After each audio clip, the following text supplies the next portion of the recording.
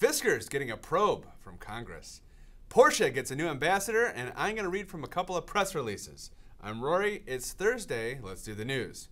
Our old friend Fisker is facing bankruptcy, and to make matters worse, the skinflints in Congress dragged former CEO Henrik Fisker, as well as a number of government functionaries, before the House Oversight and Government Reform Committee yesterday to explain how their government-sponsored science project went wrong. Yep, I'd hate to be Henrik when these financial management wizards start asking the tough questions. Now, you've seen these committees before. They usually happen when members of Congress want to meet somebody famous, or when they want to pretend they're famous, or when one of their communications people think they'll be able to get a 10-second clip of their boss yelling at some bureaucrat on the TV box.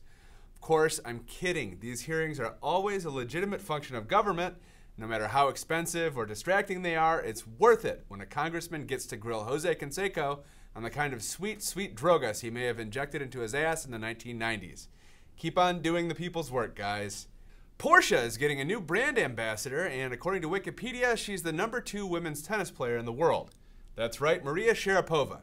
Now, you might be asking yourself, what's a brand ambassador? Well, it's someone who agrees to associate themselves with your product for a fee.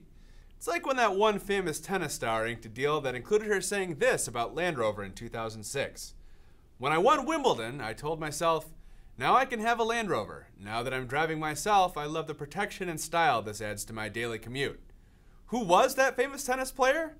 Why, none other than Maria Sharapova.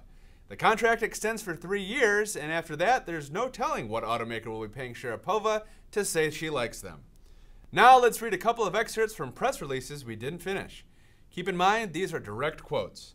Working with blank since 2011, Mossad has sought to create an anti-crisis car that addresses contemporary human, economic, and environmental challenges, bringing his independent vision and experience from outside the motor industry. Or how about this one? Blank seeks to resolve a number of real-life contradictions, not through reinvention of what a car is, but by taking a different approach that is simpler, more appropriate, and more realistic, an alternative to cars that are about passion and status. And finally, how about this one? Fault tree analysis, as conducted by blank, is the most appropriate approach for evaluating risks of new alternative refrigerants. Finally today, how would you like to come to the Detroit Grand Prix on us?